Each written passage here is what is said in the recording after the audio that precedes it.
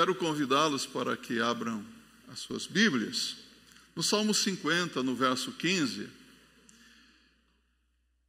Salmo 50, verso 15. Eu acho interessante que no início desta semana, quando eu estava estudando a palavra de Deus, eu entreguei o sermão, o título do sermão para o ministro Rafael na quarta-feira de manhã, não é, Rafael? Quarta-feira de manhã eu falei: Rafael, eu vou pregar sobre o dia da angústia, Salmo 50, verso 15, e também usar Provérbios 24, verso 10, porque estamos vivendo tempos angustiantes, tempos difíceis. E participando do culto à noite aqui, na quarta-feira, o pastor Jean-Luc, fazendo os estudos bíblicos sobre a unidade da igreja, abriu a Bíblia em Provérbios 24, verso 10. Se te mostrares fraco ou frouxo no dia da angústia, a tua força será pequena. Isso é cristocidência, não é? Nós não havíamos combinado nada, não é? Mas Deus tem falado conosco, falado com a sua igreja. Se coloque em pé só mais esta vez, e a uma só voz, leiamos Salmo 50, verso 15. Todos. Invoca-me no dia da angústia, eu te livrarei e tu me glorificarás. Pode se assentar, que Deus fale conosco. Existe alguém que pode te livrar no dia da angústia, no dia de aperto, no dia da dificuldade. O salmista está falando sobre o dia da angústia.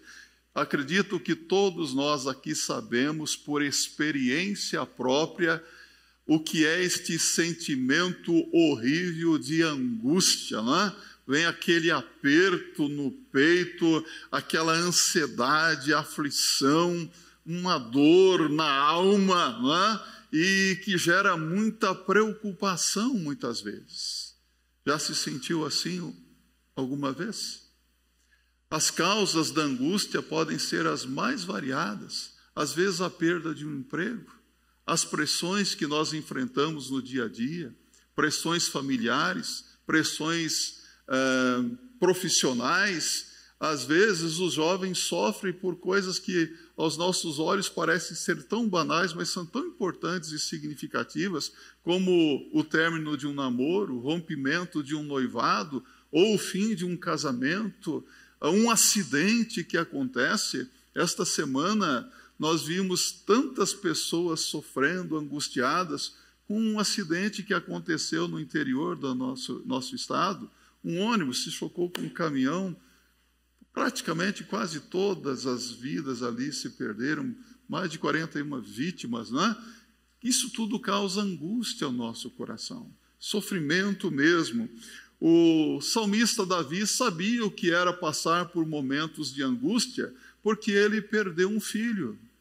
Ele passou por muitas perseguições, inimigos cruéis ali perseguindo a sua vida, perseguido pelo rei Saul, pelo seu próprio filho, não é? Absalão. Como que ele se sentia angustiado, o próprio filho se levantando contra o pai? Isso deve causar algum sofrimento, não é? E então Davi, ele faz uma pergunta. E no Salmo 43, no verso 5, ele diz assim: por que estás abatida, ó minha alma, e por que te perturbas dentro de mim? Espera em Deus, pois ainda o louvarei. Ele é a salvação da minha face e Deus meu. Por que estás abatido, ó minha alma? Por quê? O que está acontecendo? Parece que esta pergunta tem sido feita por muitas pessoas que vivem hoje angustiadas. A angústia de alguns é tão grande que parece que estão atravessando por um território de medo, muitas vezes, ou escalando aqueles penhascos de dificuldades, não é? A vida está sempre muito difícil, e quando essas pessoas enfrentam alguma dificuldade e tombam pelo caminho, elas se sentem feridas, fracassadas, derrotadas, sem rumo na vida, e chegam à conclusão de que realmente precisam de ajuda. Você já pediu ajuda para alguém alguma vez? Eu já pedi ajuda para uma ou outra pessoa, mas eu descobri uma coisa também. Há pessoas que às vezes até querem nos ajudar, mas elas não podem nos ajudar. Por mais dispostas que elas estejam, alguns não conseguem a ajuda que nós precisamos. Então eu quero dizer uma coisa aqui para você. Não busque ajuda de pessoas que não podem te ajudar. Não busque ajuda de pessoas que não podem socorrer você na hora do aperto, na hora da dificuldade. E não pense também que todas as pessoas estão dispostas a te ajudar. Há alguém que pode te ajudar. Há alguém que pode te sustentar nos momentos mais difíceis. O que nós vemos aqui, a Bíblia está dizendo que a angústia chega ou chegará a todos nós, querendo ou não querendo. A angústia chegou para o rei Davi, a angústia chegou para Elias. Lembram-se do profeta Elias? Aquele que derrotou os profetas de Baal, matou 400 deles ao fio da espada durante um dia só. Deve ter tido muito trabalho, Elias, naquele dia para matar tantos profetas falsos, né? Aí, no final do dia, Jezabel fala para Elias que eu vou matar ele, eu vou acabar com a vida dele. O que Elias faz? Fugiu e caminhou, viajou por um dia inteiro para o deserto, e ele ficou numa angústia tão grande que, segundo a palavra de Deus, em 1 Reis, capítulo 19, de 1 a 4, ele desejou a morte. Mas há algo que nós precisamos nos lembrar. Deus sempre tem um plano na vida dos seus servos. Deus tinha um plano na vida de Davi, Deus tinha um plano na vida de Elias, e Deus tem um plano na minha vida, na sua vida. Os planos de Deus para Elias eram diferentes dos desejos de Elias. O que Elias desejou? A morte. E Deus renovou a vida de Elias. Deus renovou as suas forças físicas, emocionais, espirituais. Há momentos em que as provações, as dificuldades são tão grandes que emocionalmente nós nos desmoronamos, não é mesmo? Puxa, eu estou em frangalhos, eu estou vivendo um momento muito difícil da minha vida, eu preciso de ajuda. Eu quero que você saiba que o plano de Deus na sua vida vai se cumprir independente de qualquer coisa que venha acontecer na sua vida. Deus, Ele age no universo inteiro e ninguém no mundo pode atrapalhar ou impedir os planos que Deus tem para a vida de cada pessoa. Ou seja, daqueles que realmente querem fazer a vontade do Senhor.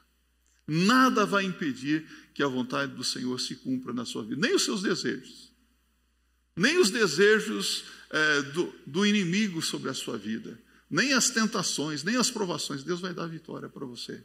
Eu não estou falando aqui de triunfalismo, eu não estou falando de prosperidade, eu estou falando do que a palavra de Deus está dizendo.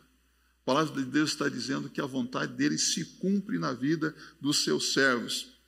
Então é por causa do plano de Deus que Elias venceu a angústia, o desespero, a fraqueza, os seus limites, e ele avançou. Às vezes falta-nos coragem para avançar, não falta? Mas, se você se colocar nas mãos de Deus, você vai avançar e vai vencer também. Estamos vivendo dias maus, dias terríveis, e há muitas pessoas que simplesmente se entregaram os pontos. Há pessoas que falam, não é assim mesmo, se conformaram e eu vou viver assim daqui para frente. Mas Deus quer que você enfrente corajosamente tudo que está gerando angústia, perturbação à sua alma e vença. Nós somos mais do que vencedores em Cristo Jesus. Repita comigo. Somos mais do que vencedores, super vencedores. E como servos e servas de Deus, nós precisamos então estar bem atentos ao que diz a palavra de Deus. Veja que aqui, neste verso bíblico, nós encontramos 3 maneiras para enfrentarmos e vencermos a angústia. A primeira maneira está aqui logo na parte inicial deste verso bíblico, é invocar o Senhor. Na hora da angústia, o Senhor ordena, invoca-me na angústia, invoca-me no dia da angústia. Eu gosto de ler alguns livros. Existe um autor de livros de autoajuda, não estou pregando sermão de autoajuda aqui para você, mas alguém já leu o livro de Augusto Cury aqui? Ele tem um livro que tem um título interessante: Nunca Desista dos Seus Sonhos. E você sabe o que ele fala sobre os jovens? Ele diz assim: a juventude não está preparada para enfrentar a sociedade estressante dos nossos dias. Os jovens hoje, eles não estão preparados para enfrentar as humilhações, as injustiças, as pressões. Eles se desfalecem facilmente. Quem nasceu aqui em 1950, 60, levante a mão. Não tenha vergonha, pode levantar aqui a mão. 64, né? 64 ocorreu o golpe militar no Brasil, tempo de ditadura, até 80, alguma coisa aí, né? Eu acredito que a nossa geração é a geração das crises, né? Ditadura militar, depois vem aí a abertura direta já, e vem o plano Collor, e quantas pessoas ficaram angustiadas com o plano Collor, né? E perderam tudo, e fracassaram. Então nós somos uma geração que sabe o que é crise, o que é dificuldade, ou não sabemos. O problema é que esta geração atual não aguenta mais as pressões. É a geração, muitas vezes, videogame, é a geração, eu estou sozinho, vou jogar videogame. Não é isso? Papai e mamãe comprou videogame, vou jogar videogame, tá? Aí de arrumo uma namorada, eu vendo videogame, agora eu vou namorar. Não é mais ou menos assim que eu vou? Mas é uma geração tranquila, papai compra roupa, papai compra celular, papai dá notebook, papai paga a escola, papai... É patrocinado, não é verdade? Eu não sei vocês, mas eu nunca tive isso na minha vida. Era uma vida difícil. Hoje, muitas pessoas estão enfrentando pressões, e não sabem lidar, não porque tem tudo isso, mas é porque falta uma coisa principal: invocar ao Senhor. Independentemente de gerações, é preciso invocar ao Senhor. Invoca-me no dia da angústia, diz o Senhor. Clama a mim e responder-te-ei. Anunciar-te-ei coisas grandes e firmes que ainda não sabes. Jeremias 33, 3. Jeremias 29, 13. E buscar-me-eis, e me achareis quando me buscardes de todo o vosso coração. É buscar ao Senhor na angústia. Nós temos exemplo na palavra de Deus de nosso Senhor Jesus Cristo. Quando Jesus estava angustiado, o que ele fez? A Bíblia diz que Jesus, chamando os seus discípulos, foi ao Getsemane. Interessante que há pessoas que, quando estão vivendo um momento difícil, querem ficar sozinhas, não é?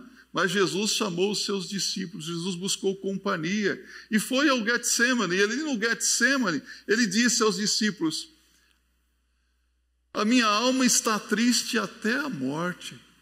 Ficai aqui comigo e vigiai.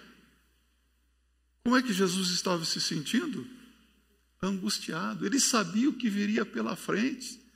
Mas Jesus enfrentou e ele avançou em direção à cruz para cumprir com o plano de Deus, a vontade de Deus. Não foi assim que ele fez? Mas ele diz: olha, eu estou tão triste, a minha tristeza é tão profunda, que é como se eu fosse morrer. Então fiquem comigo aqui, vigiem comigo, orem. E andando um pouco mais adiante, a Bíblia diz que Jesus ajoelhou-se e, colocando o rosto em chão, orou ao Pai. E o que ele pediu? Pai, se possível, passa de mim este cálice, todavia não seja como eu quero, mas como tu queres. Jesus nos deu o exemplo.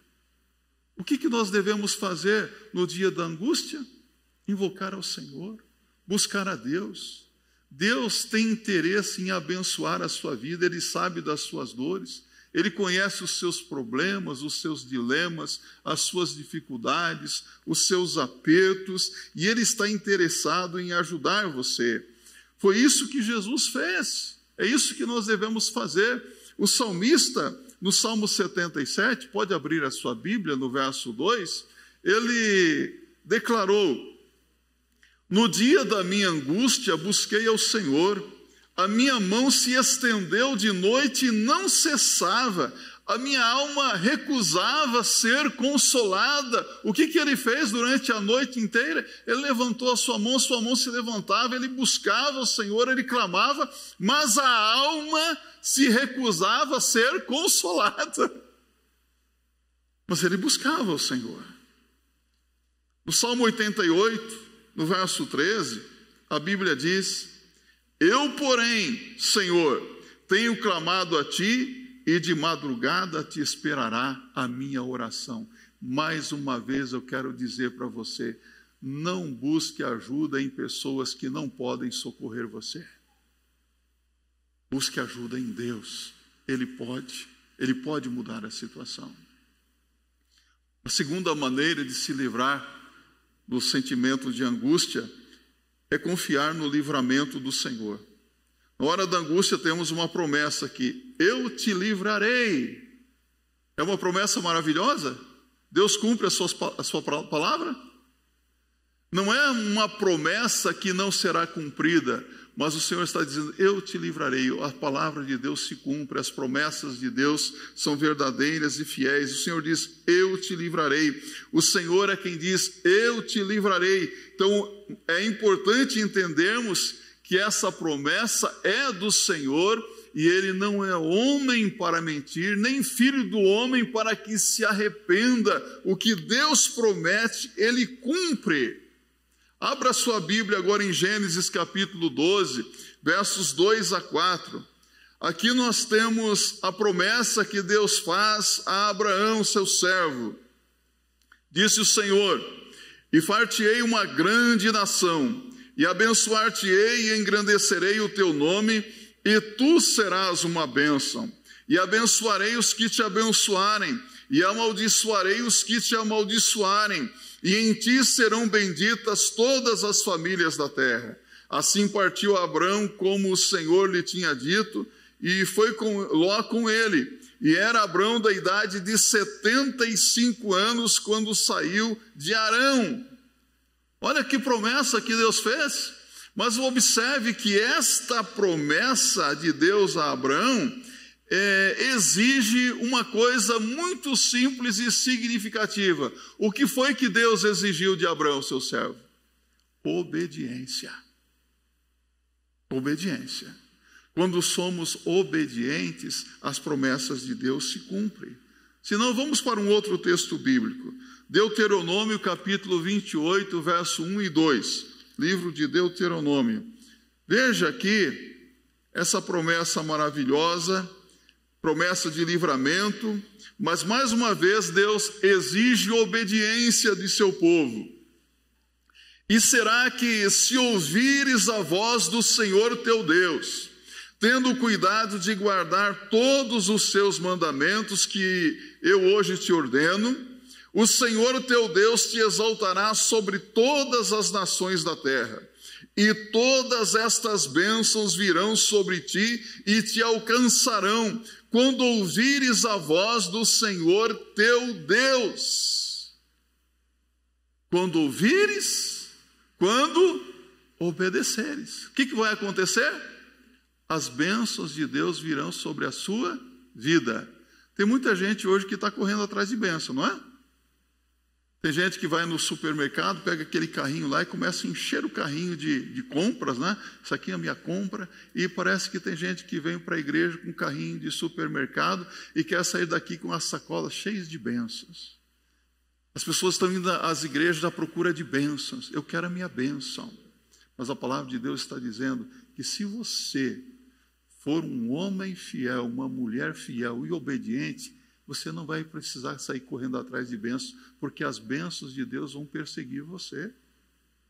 As bênçãos de Deus correrão atrás de você. Mas a Bíblia está dizendo, se você ouvir, se você obedecer, as promessas de Deus vão se cumprir na sua vida. Na Bíblia nós temos mais de 3.000 promessas de Deus para os seus servos. E a maioria delas já se cumpriram. Quantas promessas de Deus você conhece? São promessas que Deus faz para a sua vida. Mas é preciso se apropriar pela obediência. A obediência é a chave. Não é verdade que, às vezes, a maioria das pessoas que nos procuram com dificuldades, se você analisar bem, elas se enfiaram em determinados problemas por causa da sua desobediência, por causa da sua infidelidade a Deus. E agora, como é que eu saio disso? Segredo? A chave para o sucesso? Obediência. Obedecer ao Senhor. Terceira maneira, glorificar ao Senhor. Na hora da angústia, e tu me glorificarás. Tempos de aflição são tempos de lutas, mas são tempos de vitória também. Às vezes Deus leva-nos a determinadas dificuldades porque Ele quer trabalhar conosco. Às vezes Deus nos leva a passarmos por situações difíceis porque Ele quer que nós busquemos a sua face.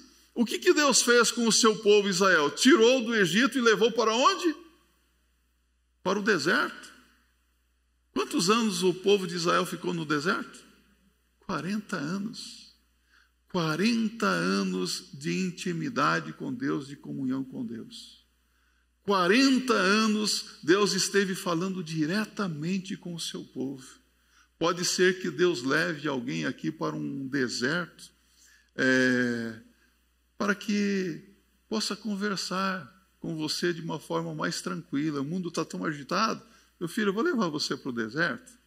Aí você vai andar por meio daqueles terrenos de pedrinhas. Você pode até achar que aquelas pedrinhas são grandes montanhas, mas para Deus são pedrinhas. Ele vai levar você no deserto. Ele vai começar a trabalhar na sua vida. Mostrar que as coisas não são como você acha que são. Mostrar que Deus pode fazer por você o que ninguém mais pode fazer. Mas é momentos em que Deus está trabalhando conosco. Momentos difíceis, momentos de angústia, assim. Abrimos a Bíblia e nos deparamos com personagens bíblicos, como por exemplo Daniel. Como eu gosto de Daniel.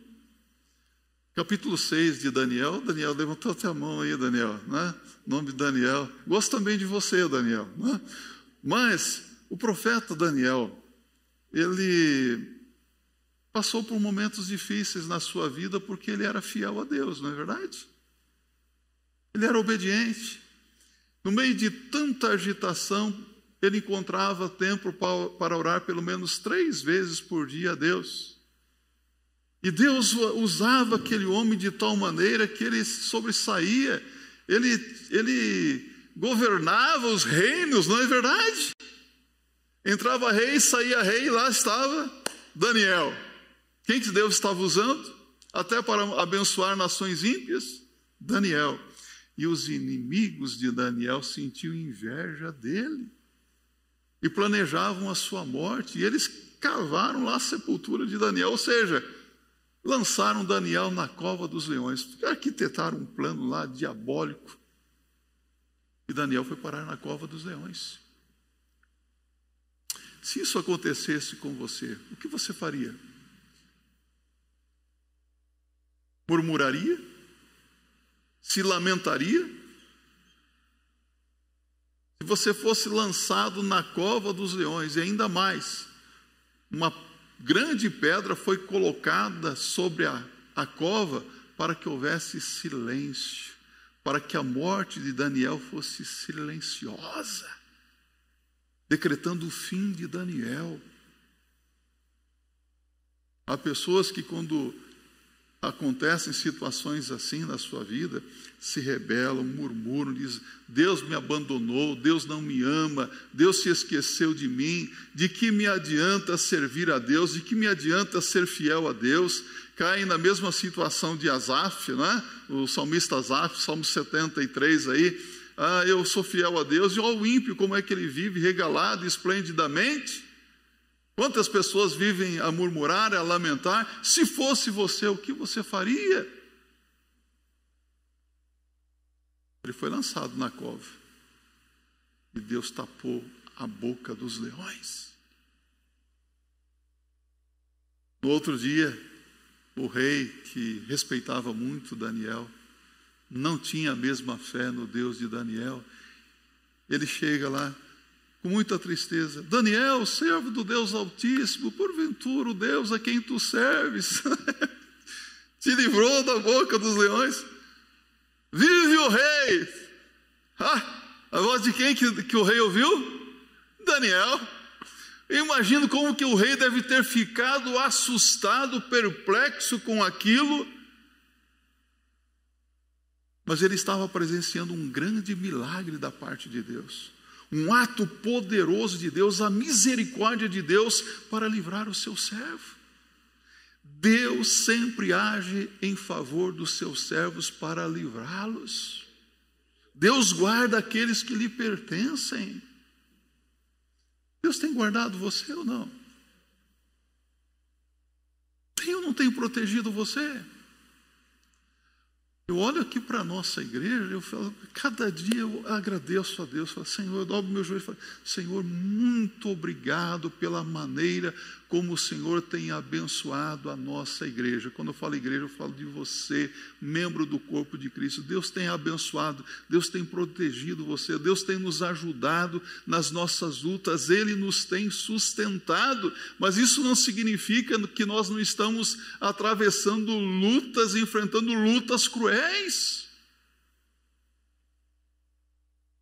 Deus guarda os que lhe protegem, os que confiam nele. Deus protege, sabe?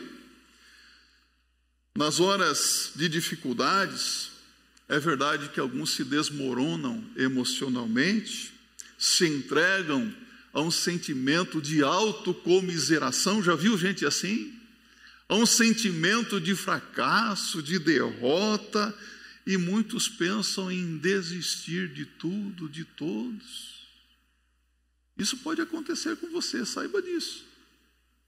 Isso acontece com pessoas tementes a Deus. Ninguém está livre disso. Não é verdade que às vezes você acompanha aí na mídia, fulano de tal não aguentou, perdeu todos os seus bens e cometeu suicídio. Já viu isso? Isso é uma tremenda covardia, uma fraqueza muito grande, a falta de confiança em Deus. Até mesmo pastores, tem conhecimento de pastores dessa ou daquela denominação que chegam a um ponto como esse, desistem da vida. Falta de coragem. Quando nós temos coragem, confiamos e obedecemos a Deus, seguimos a sua palavra, nós vencemos, meus irmãos. Deus nos tira de toda e qualquer situação difícil. Deus vê a luta que você possa estar enfrentando de uma forma muito diferente que você vê. Às vezes nós vemos uma coisa e Deus vê outra, não é assim? Aquelas janelas da psicologia que eu já vi para você, tem coisas que eu vejo e você não vê, tem coisas que só você vê e eu não vejo, tem coisas que nós vemos e outros não veem, e tem coisas que os outros veem e nós não vemos, não é isso? Mas tem coisa que só Deus vê e que ninguém mais pode ver. Onde você vê derrota, Deus vê vitória. Onde você vê fracasso, Deus vê sucesso. Onde você vê impossibilidades, Ele mostra para você que tudo é possível àquele que crê. Onde você vê escassez, falta disso, daquilo, Deus vê o suprimento chegando. É assim que Deus vê. Então precisamos ver as coisas com os olhos de Deus. Confiar na solução de Deus. Eu vejo que esse rei não dormiu aquela noite, mas no outro dia, como que ele se alegrou? E ele colocou a sua confiança no Deus de Daniel. Ele viu que o Deus de Daniel é poderoso para livrar, para salvar. Quando as pessoas virem o Deus que você serve, elas vão se alegrar e elas vão glorificar ao Senhor por sua vida, pelas coisas que têm acontecido. Sabe, Daniel glorifica o nome de Deus, do coração de Daniel sai assim um grito de vitória de um homem que viu a glória de Deus se manifestar na sua vida. Tem visto a glória de Deus se manifestar na sua vida? É fácil cantar. Eu vejo a glória do Senhor hoje aqui, né? É gostoso? Mas a glória de Deus tem se manifestado realmente na sua vida, na sua família? Abra sua Bíblia em Isaías capítulo 43, verso 1 e 2. Há uma promessa de Deus aqui para o seu povo. Isaías 43, verso 1 e 2, diz assim: Mas agora, assim diz o Senhor que te criou, ó Jacó, e que te formou, ó Israel, não temas, porque eu te remi, chamei-te pelo teu nome, tu és meu. Quando passares pelas águas, estarei contigo, e quando pelos rios, eles não te submergirão. Quando passares pelo fogo, não te queimarás, nem a chama arderá em ti. Olha aqui para mim.